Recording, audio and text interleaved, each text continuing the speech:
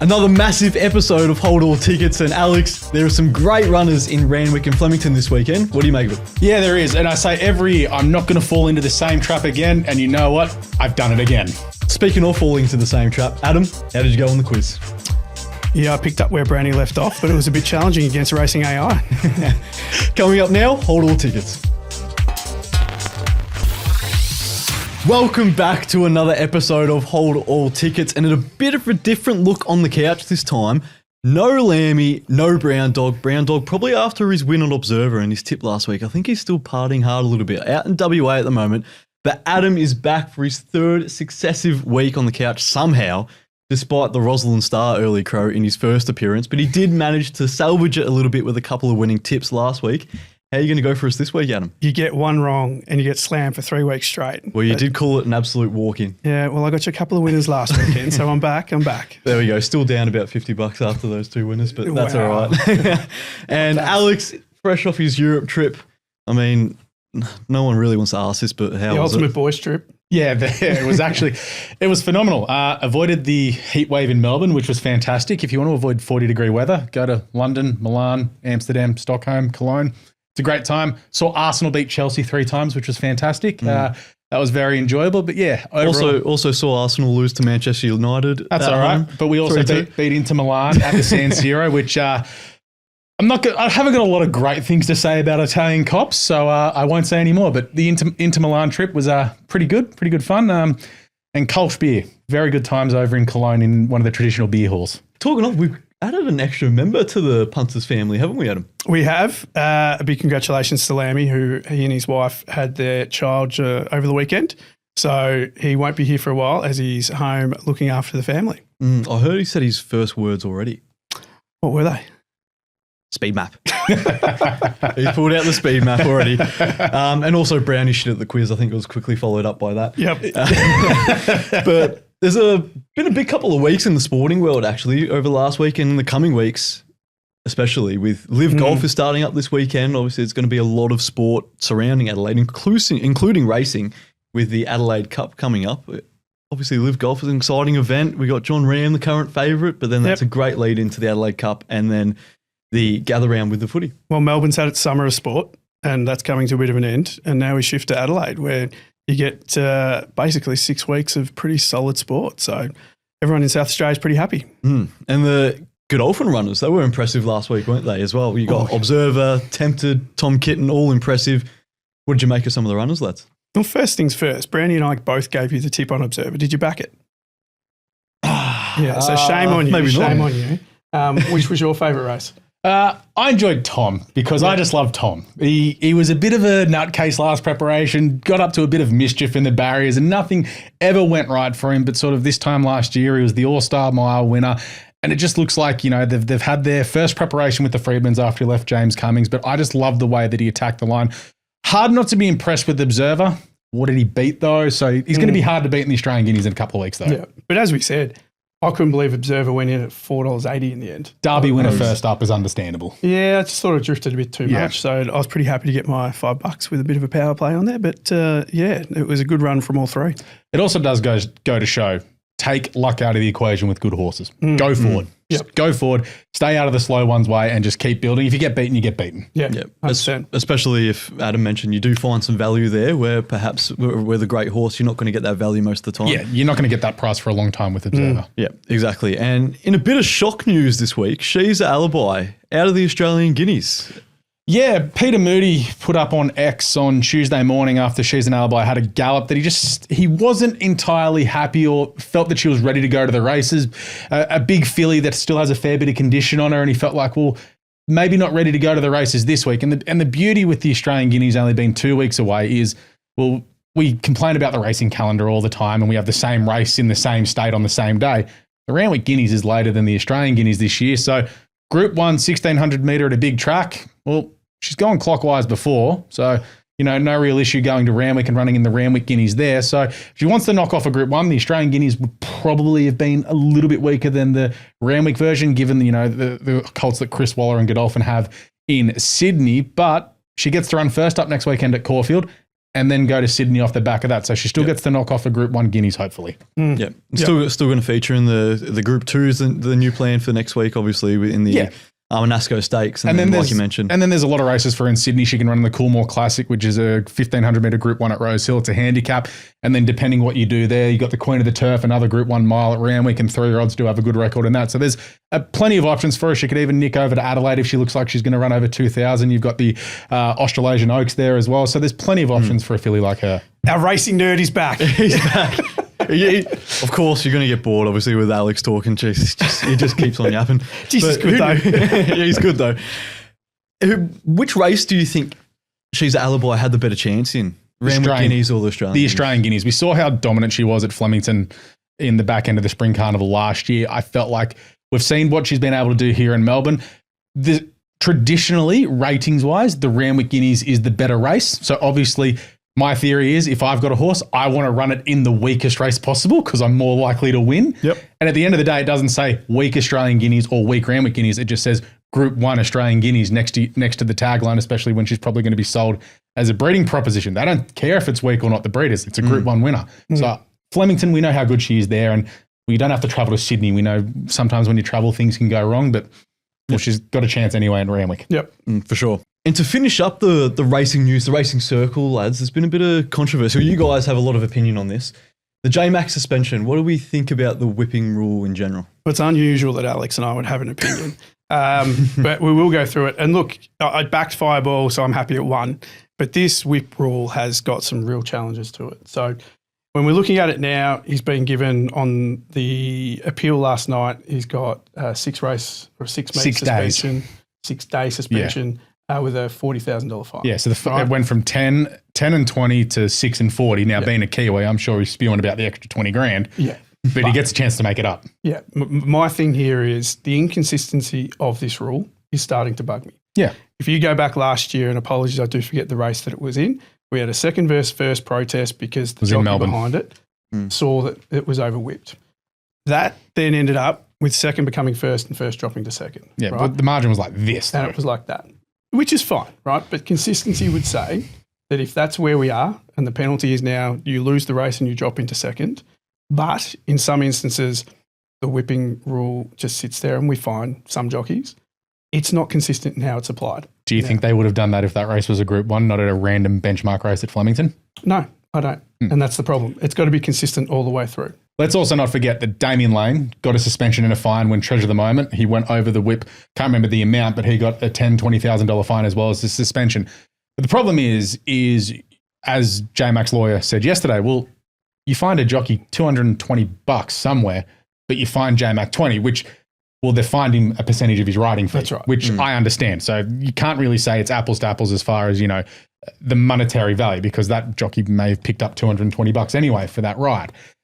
It's more that state to state and jurisdiction to jurisdiction is how it's applied. It's how it's applied. So, I'm not advocating for this, but you look at the American rules when it comes to not to suspensions, but comes to stewards' inquiries and stuff. It's basically the stewards make the decision, bang, done. You're disqualified. Simple as that. I'm not saying that we should do that, but we need a cut and dry rule that is nationally put in, because until we get that, it's not going to be applied in the same way, and it's going to be really confusing. And at the end of the day, doing that amount of whipping on a 2-year-old horse who has been known to be a bit cantankerous and a bit hard to ride, it's also a safety tool, which we don't really push across. The whip is a safety tool to keep horses going straight. Yes, it's also a persuader, but it's more the noise than the actual, given the padding on these whips, it's the noise rather than the outcome of it all, because they hear it and they associate the whip with, I need to go faster. It's not something that can actually deliver pain. If you think that a 600 kilogram horse is getting hurt by a thing that's got about that much padding on it with a 53 kilo man on board who's trying to stay balanced and steer a 600 kilogram animal who not all there mentally as of yet. If you think that's going to hurt, well, I've got some, ice cubes to sell you down in Alaska, but it's a It's a bit of a rude rule. I got whipped by Brown Dog in Racing Victoria filming, and that. but you're not a 600 kilo horse. That's also I was getting whipped. That's also that's 100 kilo man, former professional athlete who is winding up and going crack, not crouching and embracing his core, trying to keep his hips and knees straight, and then also steer and concentrate on that and go like that rather than someone going like that. I didn't say I didn't enjoy it. I'm not saying if you didn't enjoy it, like what you get up to on a Saturday night, that's on you. But I think there is another issue here that you raise.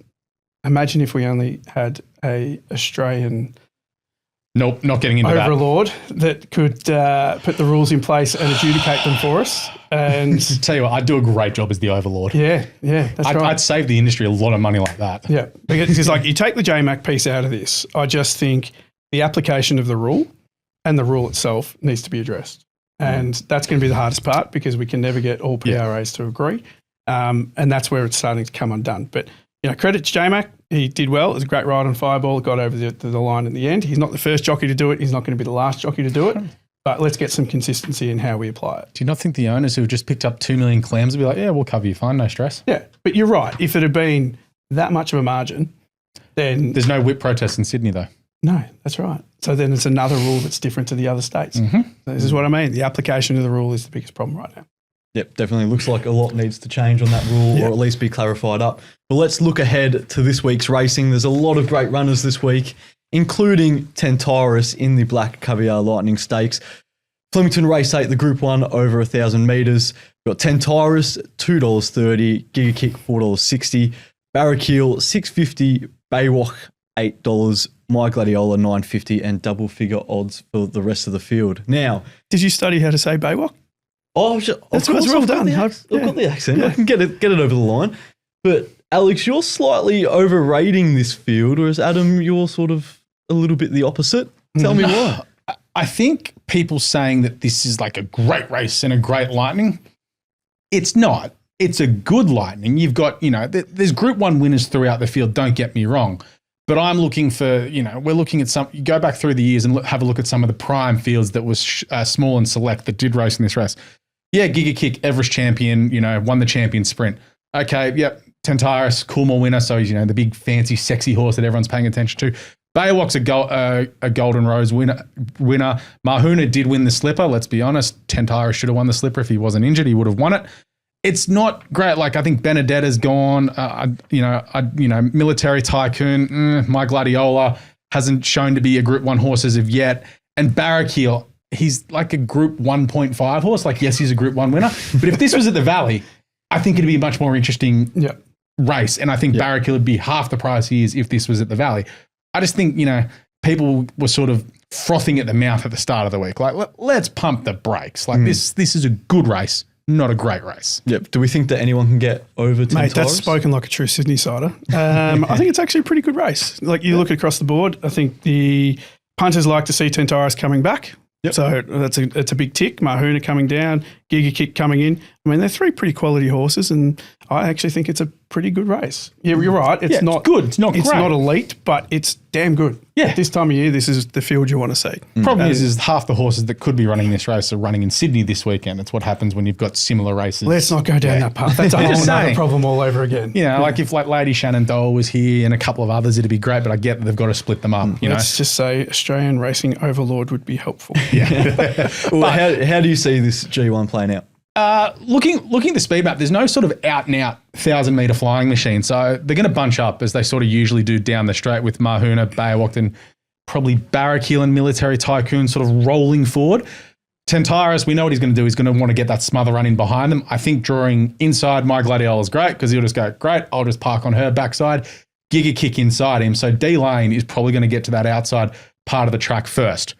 Problem is, every year, and I'm guilty of it, we get sucked into the hot, sexy 3-year-old colt that's won the Coolmore Stud Stakes, and they do nothing. Only one Coolmore winner in the last 25 years has won the Lightning Stakes. That was Home Affairs, and that was because Nature Strip missed the kick.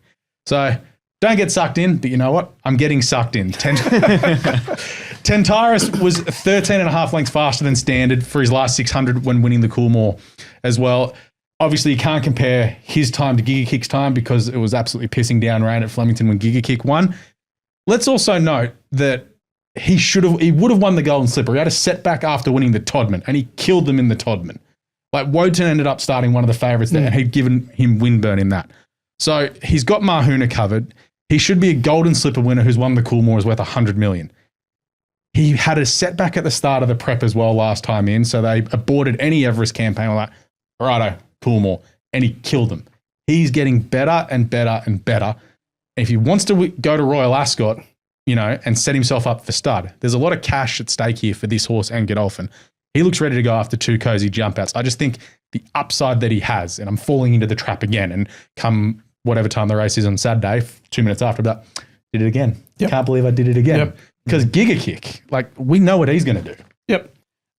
Beating Wotan is not good form. That's like the most overrated horse. Hate that horse. Oh, I did it too again. Like, you sit there and you just watch it and you're like, this thing getting pumped up again, 4th. And it's just, a joke. I jumped off him after the autumn. Yeah, it's no good. So, it's actually around 3rd. Sorry. So, I've gone slightly different based on a few things here. I think Tentaris first up has had not a great record first up. So, here we go. We got 0 from 2. First up, last prep off. Don't care. Setback. Didn't win.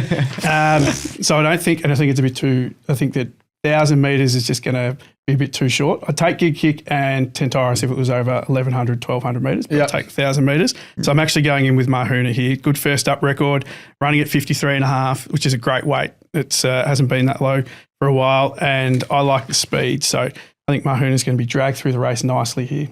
Yeah, the benefit of the weight for age scale helps out there. Like, that's the one thing we didn't talk about. There's 5 3-year-olds in this race. That's fantastic as well. Yeah, it probably does show the lack of depth of sort of quality sprinters that we do have across the board.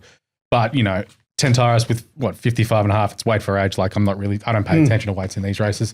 It's, you know what they're going to get. And I don't think any advantage or disadvantage is going to be sort of the key factor at the end there, because Giga Kick, big, strong horse, having the, 5.5 extra kilos over Mahuna. Just needs a bit of time to wind up. Yeah. And Mahuna, though, for me, if we look at where it's gone in the past, I think it's got a good first up record, so we can do it. It's a good horse. It'll be the one that it catches out. This race will be the one that it'll probably win, and then it won't do much for the rest of autumn. Whereas this is going to be the lead up for Tentaris, and it'll come probably smash out the next 3. And Giga Kick will probably do something similar. Well, that Michael Friedman's bringing it here tells us it's going well, because she kicked off in the Heritage last prep, won that, and then was average in the Roman Consul and went out for a spell after that. So she must be going well if she's here, because she wasn't going well. She'd be the breeding barn. She's a slipper winner. Yeah. And there are some more good racing at Flemington, race 9, the CS Hayes Stakes. There's an obvious favourite with Damien Lane on board, 60s at $2. Asakura, $5.50. Space Rider, $6. West of Swindon, $9.50. And then double figure odds for the rest of the field. A little bit more closed off this race. How do we see it playing? This will be short and sweet for me. I think 60s after the last run, when it buried my favourite and Rosalind Star, which I'm still copying a lot of grief over. Yep. I just think this is just a good race for it. It'll win, I won't say fairly easily, but it'll win based on what it showed up with last time. And you probably throw in Asakura and Space Rider as the other two that'll be sitting behind it. But 60s for me, I'd be very shocked if it lost. But Alex, you are going to be, you're going on the other end of the stick and not going with 60s. Yeah, look, he was good first up beating the older horses. He beat Rosalind Star, who I've been a fan of for a long time, but did get 5.5 kilos off Rosalind Star. Had the great run on the map there.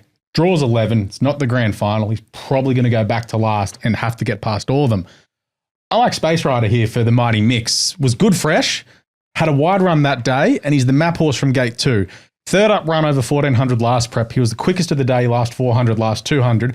That was on a day that Sir Delius won the Underwood, and Angel Capital probably should have won the Rupert Clark. So when Angel Capital, who flew home that day, was outpaced late by Space Rider over the same track and distance, you've got to pay attention to that.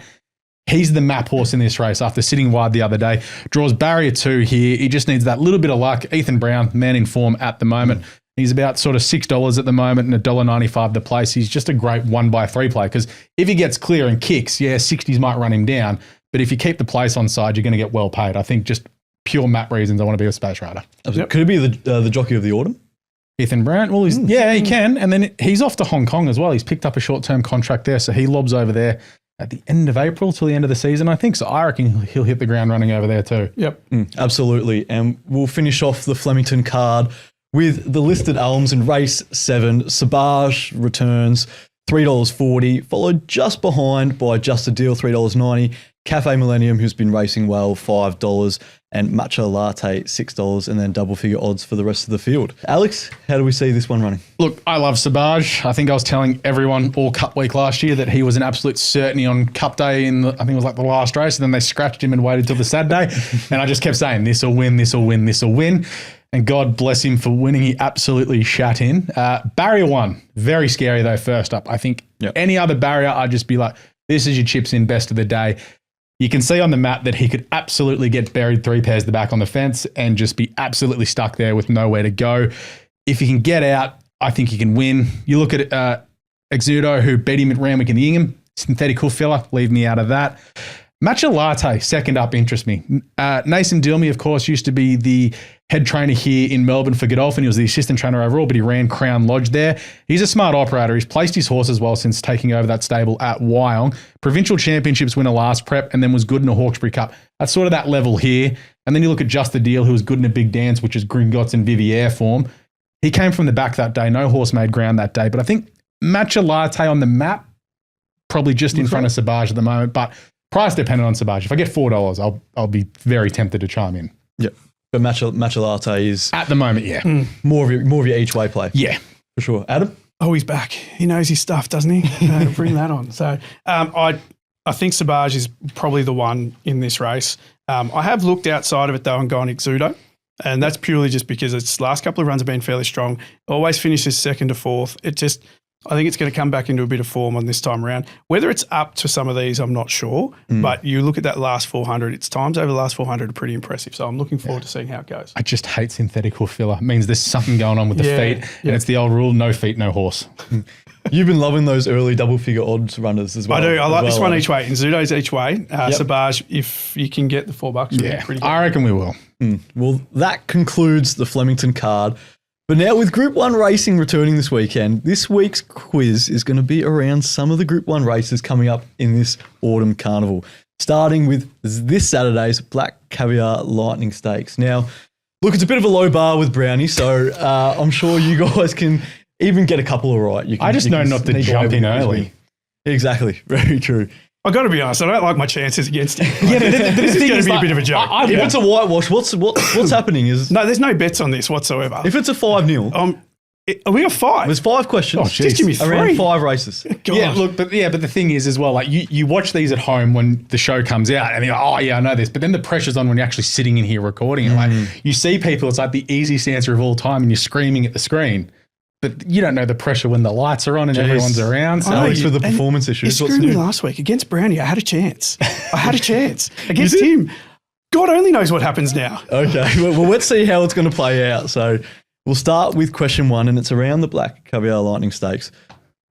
A race now named after her, Black Caviar, who won the Lightning 3 times.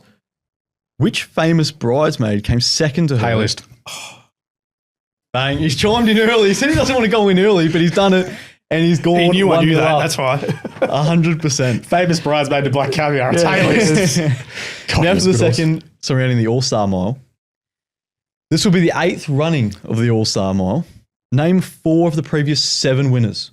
Mystic Journey, Mr. Brightside, Tom Kitten, the William Pike one in the Western Empire. No. It wasn't Western Empire. Adam, can you name 4 of the previous 7? I'll give you a hint. 3 of them that he mentioned were correct. I don't think Western Empire won. Yeah, no, that's why I said it wasn't, but it was the same colours. It's Willie Pike wrote it. It's when COVID hit. No, you took the 3 that I know. No. All right, no points on the board then. The answers you're looking for. Tom Kitten, Pride of Jenny. Damn it. Didn't I say Tom? Yeah, you said Yeah, Tom. but you said you had to get 4. You had to name 4 of them. Oh, Pride of Jenny, of course. Pride of Jenny, Mr. Brightside, Zaki, Mugatu, Regal Power. And Mystic Journey. Third question. Golden Slipper. That's a draw. I get half a point. No, you don't. Still a point behind. So I'm not sure I'm not sure what kind of advantage you're trying to gain there, Adam. Golden Slipper. Which trainer has won the most golden Gay slippers? Waterhouse. Sure, we'll give that to you. 2-0 up. Question number 4. I'm substituting for Lammy, not Brownie, so I should probably get the answer right. I should start going. Yeah, just like this would be great. A little bit.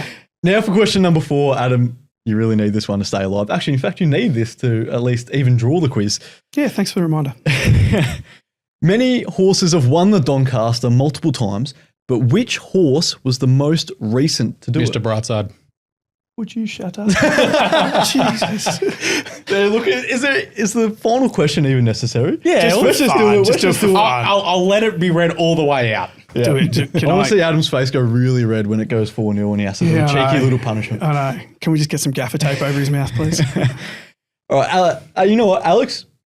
You're out for this question. Nah, let him in. Come You on. just don't want to get embarrassed if you don't get it right now. Who was the last trainer to win the Queen Elizabeth back-to-back? Waller? I'll give you a hint. Both wins were with Adabe in 2020 and 2021. William Haggis. Yeah, Couldn't help myself, could you? No. Would you have got William Haggis? I would have, yes. Thank you. Well, what? Yeah, you went straight to Waller with Winks. Yeah. Well, you chimed straight in there, and Alex, that was a bit of a whitewash. 4-0. Yeah, no. I've clearly replaced Brownie in the quiz. Mug it too. I backed it too. It's the new Brownie and the new You know what I'm proud of? Actually. I didn't go down 5-zip, so we're fine. Oh. There's still some new ground to cover, but now we'll look forward to the Black Bookers, and there are some updates to the Black Bookers this week. Hong Kong expert Alex has found something for us. What have you found? Yeah, look, it's no 29 start maiden from the north of Queensland, but aerodynamics in the last race at Sha Tin on Sunday. Look, this horse had no luck as we roll the footage. This horse is third the fence here in the pink and green. It was really well backed. It had run second at its start before beating a lip. You can see Luke Ferraris try and get over heels here, but gets pushed back into a pocket around the home turn. The horse inside going quite good. There's a horse to the outside called Dazzling Fit that goes quite well. And the winner, Flow Water Flow, probably should have won anyway. But as we keep watching here, Luke Ferraris just has absolutely, it just gets worse and worse as we keep going on. You can see the horse on the inside and the fence there going up in the yellow cap. Well, there would have been the run had Ferraris gone, waited a couple more strides, and look at this, just still on heels. I'll ring Mark Newnham after this and be like, has aerodynamics got out yet? But he is one in the black book. That was an 1,800 metre event. He'll either run over 1,800 or 2,000 his next start, I would think, in Class 3 level at Hong Kong, probably in the next 2 or 3 weeks, and he will be hard to beat wherever he runs. And he's not bad at the Hong Kong races. He sent me 2 tips last night, and they both got up too. So very nice. So hopefully we'll see some good value there. Yeah, I say to the punters, just make sure you keep an eye on our socials because his tips go pretty well. We do love a cheeky good Hong Kong addition to the Black Book. You can sign up for your own Black Book for free with a Punters Lite account. Head to punters.com.au to sign up today. Now, boys, it doesn't just stop there. There's some good racing at Randwick as well. We're going to start in race 8, the Apollo Stakes. Can anyone stop Autumn Glow? Obviously coming in at barrier 9, Autumn Glow comes in this race $1.55. Chow Wolf at $6. Aliana, $9. Lindemann, $9.50. Steffi Magnetica, $15. And then 17 plus for the rest of the field. Can anyone stop Autumn Glow? Yes. So I'll get to that in a minute. But, geez, you talk about a Group 2 race having a decent field.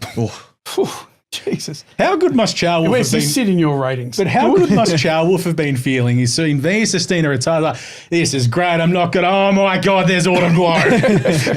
Yep. So, I'm actually going against Autumn Glow in this one. So I'm taking Steffi Magnetica. I think Steffi Magnetica gets slept on a bit here at $15 and $2.70. You love the double figure odds. Yeah, I do. And I'm all for it. Fairly confident in this, but I can see every reason Autumn Glow can win this, and it wouldn't surprise me if it gets up. So I'm not saying that Steffi Magnetic is a moral, as we've said before. But geez, this is going to be one hell of a race. And having a look at the speed map here, you start to think Lindemann's going to draw them through. I think Instructor's out now, so that's going to be he's running in this race. He's been scratched from the 1,200 metre race. Right, so you got to think Instructor's going to go forward too. There's a bit of pace in here, so it's going to keep it pretty honest. For me, Autumn Glow at the moment, just look, am I allowed to say it this way, but probably has had a couple of soft fields that it's run against. The Golden Eagle. The Golden Eagle's produced a lot of winners. Yeah, but I just think it was a bit of a soft field. In the Epsom, I didn't think it was the strongest field either. The times weren't exactly lightning.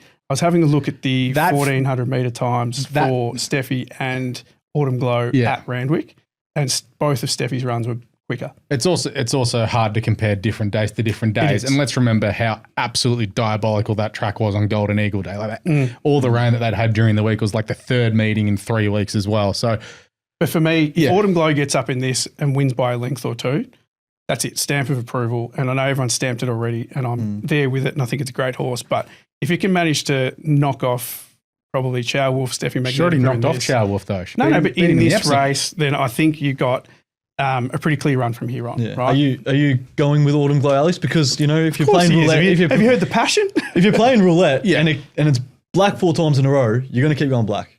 Yeah, but then it's also you've got to freak up against horses that aren't freaks as well. And Barrier 9 probably looks a bit sticky, but it's James McDonald on a good horse. What he'll do is he'll go sit outside the leader. He'll take luck out of the equation. Basically, just watch every replay of J-Mac on Romantic Warrior. You're going to get the same this weekend on Autumn Glow. Yep. It'll stay out of trouble because Barrier 9 is, it's not great, but I thought the instructor wasn't going to run. So I was like, oh, well, that's great. He'll just tag Lindemann across and sit outside Lindemann on its hindquarters.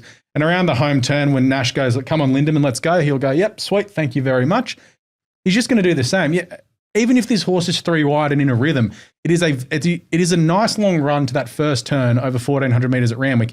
And if she's in a rhythm, it doesn't matter as long as they don't go a million miles an hour. But even if they go quick, she'll be able to tuck in because there's a spot on the speed map for her if she rolls forward. Because you take a look at the horses down the bottom, Wootton Verney, River of Stars, and Soul of Spain out the back. And Tina from Barrier 1 will just sort of land there. Steffi's stuck in no man's land from Barrier 10. Like, what is she going to do? She'll either have to go back to last or go all the way forward. It just works out well for her, and Aliana will be on Autumn Glow's back everywhere she goes. Yeah, look, and you're probably right. But I just think looking at this, if Autumn Glow can get up in here, length or two, bang, I'm all in from here on. I do think Steffi Magnetic is going to give it a fair shake. Wouldn't be surprised to see Chow Wolf in there as well. And I think there was a mention of Aliana. She nearly beat Via Sistina first up last prep over 1,400. So yep. Autumn Glow's carrying 57 kilos, which it hasn't done for a while too. Yeah, so wait for it. Coming up the weights, meet Steffi Magnetica at 57. It's going to be a hell of a race. Let's be really honest. It'll be fun to watch. But I think if Autumn Glow can get up, big tick for me from here on. Yeah. Not that it doesn't have it already, but it just really validates everything. With so many good runners in this race, and obviously Autumn Glow being at $1.55, is it something that you risk putting in a multi perhaps, or do you look elsewhere in this race to find value? Yeah, we'll get on that later. Okay, so that we've got difference of opinions on that too. That might feature in the $100 plays, but there is some more Group 2 racing down in Randwick with the Expressway Stakes. Obviously, a bit of a shorter field this time around. Joliestar headlines with at $2.70. Lady Shenandoah, $3.30. Angel Capital, $4.40.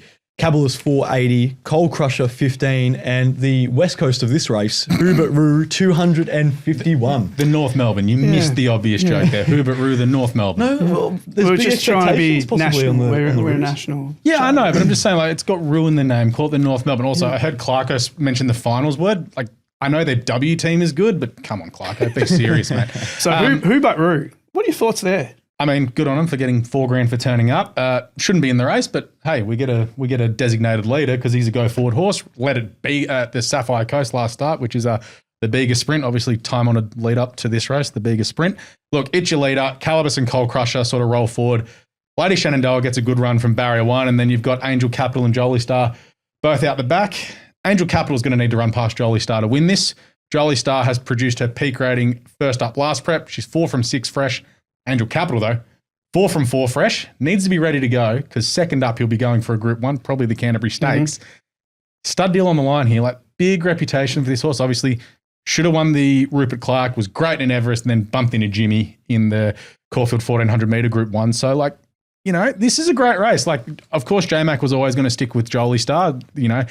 That's his sprinting girl, shall we say. And Zach Lloyd gets a big opportunity here. Yep, does. The one thing I do know, and it's going to be the bet I put on, Waller will get the trifecta. So you go into this with you've got bang, bang, bang, 3 favourite horses. I think that's a pretty safe bet there. Yeah. Yep. I actually think Lady Shenandoah is the bet that I'm going with here. I like out of 1, and it maps really well. Wouldn't be surprised to see Joliestar or Angel Capital pick it up either. I'm really not confident going into this. I just know one of those 3 will win, so I'm just chucking the try on. Just chucking the try on. Yep. Thanks, Scoop. 1, 2, 3 in the market. And As the person on Instagram said to me, well done, dickhead. talking of dickheads, Alex, what have you got in this race? Yeah, look, it takes one to know one. I'm going to stick with Angel Capital. I just think in this field, he is the new horse on the scene. Like, love Joliestar. Going to be very hard to beat. She's going to look the winner, but I can just see Angel Capital just getting that flying run, getting up in the last couple of strides. Again, this for me is probably a more interesting race than the Apollo Stakes because I just think the tactical battle out the back, J-Mac, Zach Lloyd, it is the king of Sydney versus, I'm going to say it, Zach Lloyd is the next big thing in Sydney. Like, he will be the king when J-Mac decides to toddle off to Hong Kong for the next 10 years of his life. And all three of these have something to run for too. Well, Lady Shenandoah, she's already won all of the Group 1s. You know, she's going to be around. Like, she might be off to Royal Ascot this year, potentially. But Waller can pick and choose with her. Joliestar, we know where she's going to go. She's potentially going to go to either a Newmarket or Canterbury Stakes. Angel Capital needs to win this and then needs to win a Group 1 at his next start. Like, he has to win races. Yeah. And you've been all over the tactics after watching a lot of football in Europe as well, especially in the small field. So there is a lot of great racing this weekend, so make sure you don't miss it. Now, Adam, you were pretty keen to mention that you had actually had a couple winners last week, so let's see how you do with your $100 play this week. Wow, really setting me up there, aren't you? Okay, so I've gone for 2 at Randwick that I really like, and they're not in the ones we've mentioned. So in race 4 or 5, whichever one it runs in, it's race 4 as emergency right now, is Captain Fury. Okay. Its last couple of runs have been pretty thereabouts, and similar to what we've seen with other horses, got boxed in its last start. It can run home fairly strongly. So on a good track at Randwick, which is I think what we're going to run on this weekend, Looks unless, like it. you know, rain prevails, which can up in Sydney. I really like Captain Fury heading into either one of those races. So I think that'll come in. In one race, it's currently $18. The other one, it's about $6. So you're going to get pretty good odds there. So I'd have $50 on that. The second one comes up in race 6, and it's number 2, Savvy Halley. This has been going exceptionally well. It is gearing up for this. We're now, I think, 3 runs back in, 4 runs in. So it's prep. I really like this one. Going to knock off Apocalyptic. Yeah, I think it can. So I'm looking forward to seeing this run. I've been big on this. You know, always look with egg on your face when you think you're big on something, but I do like the look of it. Yeah, don't mind it. So $50 to win on both of them. 50 on each. Just going straight in. I don't mind it. It's Alex, aggressive. you're going a little bit more technical? Yeah, $50 all up, and then we'll have another $50 bet. So Flemington, race 1, number 1, Zimbales for Godolphin. This race last year, Godolphin won it before backing up into the Blue Diamond. I think this horse is well placed. Did a bit wrong on debut, down the straight, second start. Happy to have it. And then race 9, number 3, Space Rider, just a place. I just think, as I said earlier, on the map, he gets a great run. He's going to look the winner. Just depends whether or not 60s gets him. And then Autumn Glow, just to sort of trim it all up there to finish up the multi. $50 on that at $6.47. And then Sha Tin, they race on Saturday this week, which is a bit annoying for me. It means a busy Saturday. But fields should be out by the time you're watching this. But the Class 3 restricted 1,600 metre event, Lucky Sam Gore, $50 to win there. He's 4 from 7 this season, and he needs to win this to get into the Classic Cup and the Hong Kong Derby in his next 2 runs. He's 21st on the order of entry for the Derby at the moment, so he needs to win to pump up that rating as they only run 14 horses. Last start, he came from last, quickest last 400 of the day, had a slowdown between the 6 and the 400. It's another Mark Newnham horse, and Jerry Chow is riding like a man possessed at the moment. And these colours are the same colours carried by Blazon, who keeps on winning as well. So Jerry Chow in these colours, just keep following him in. We love Jerry. How good's Hong Kong racing at the moment? Man, I'm having a great time. It almost just feels like an extra state of Australia these days. I can't wait for the next few weeks. Obviously, Car Ying Rising's going for 18 wins in a row next week to break Silent Witness's record. You've got Romantic Warrior and Voyage Bubble battling it out in the Triple Crown races. The Derby's coming up at the moment. There's a couple of pretty exciting sort of younger horses there that are making their way through the grades at the moment. There's one that hasn't run this season yet because he had a bleeding attack, Sky Jewelry. Whenever he returns, look out for him. I think he's a Group 1 horse. Yep. Lucky Swain has seemed to have found some form too.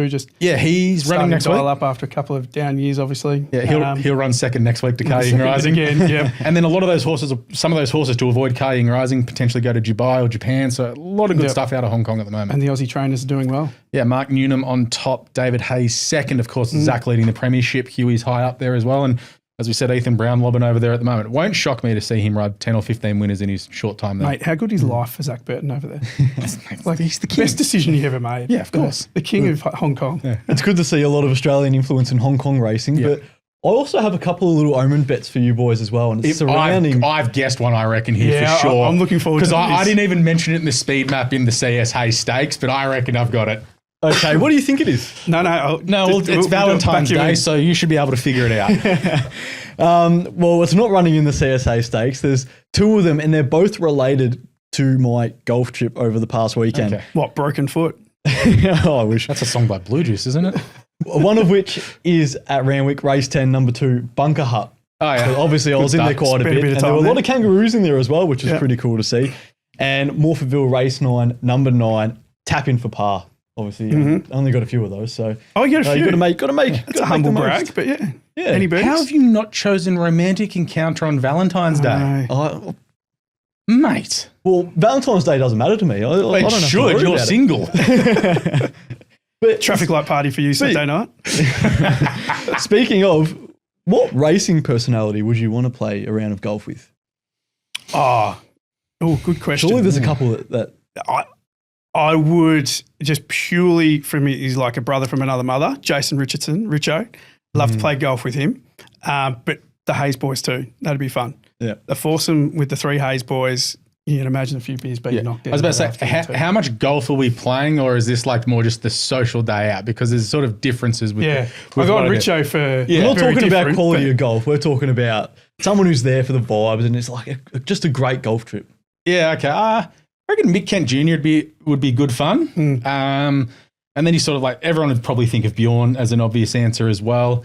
Then you just sort of look at some of the jockeys, you know, a fair few of them play golf, like Rory Hutchings, Sydney rider, rides over in New Zealand at the moment. He'd be great on a golf trip as well, as he's a fantastic bloke. So, yeah, he'd be one of them I'd throw up there too. Oh, love it. There you have it. We've covered the biggest races over the weekend at Flemington and Randwick. Be sure to leave your thoughts on this week's racing in the comments below.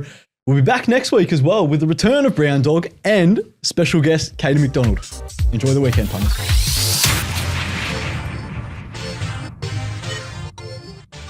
Imagine what you could be buying instead. For free and confidential support, call the number on the screen or visit the website.